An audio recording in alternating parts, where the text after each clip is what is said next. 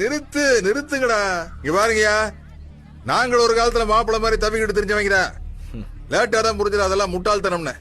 அண்ணா முடிவா என்ன வேணும்? முடிவா என்ன சொல்றது? நம்ம ஊரோட ஒரு சின்னால பட்டிக்காரங்க அவங்க ஆடலும் பாடல் நிகழ்ச்சி நடத்தல.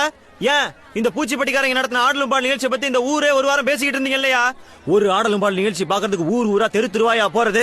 இந்த வாட்டி ஆடலும் பாடல் நிகழ்ச்சியை தடை பண்ணீங்கன்னா எனக்கு இந்த நாட்டை விட்டு போற தர வழி இல்லையா? பின்ன என்னடா இந்த ஊர் பேர்லயே சிலுக்க வச்சுட்டு ஒரு கிளுகிழப்பு இல்லைன்னா எப்படி? இது எங்களை மாதிரி இளைஞர்களுக்கு ஒரு இன்சல்ட்டியா? நாங்க என்ன திண்டுக்கல் ரீட்டா வீட்டுக்கு கூட்டு போறதுக்கா கேட்டோம்? உங்களுக்கு அதனையா?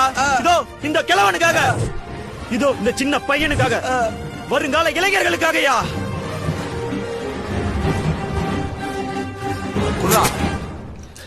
ஏண்டா லேட்டு? சரி குடி மாப்பிள்ள, நம்மளுக்கு கொஞ்சம். நீங்க திருவிழாவை நடத்துங்க, நடத்தாம போங்க. நீங்க கரகத்தை தூக்குங்க, தூக்காம போங்க. ஆனா எங்களுக்கு ஆடலும் பாடல் நிகழ்ச்சி போட்டே ஆகணும். போட்டே ஆகணும்.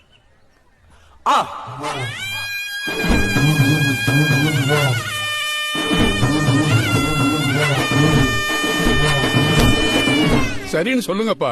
திண்டுக்கல் ரீட்டாவை பார்த்து ரொம்ப நாளாச்சு.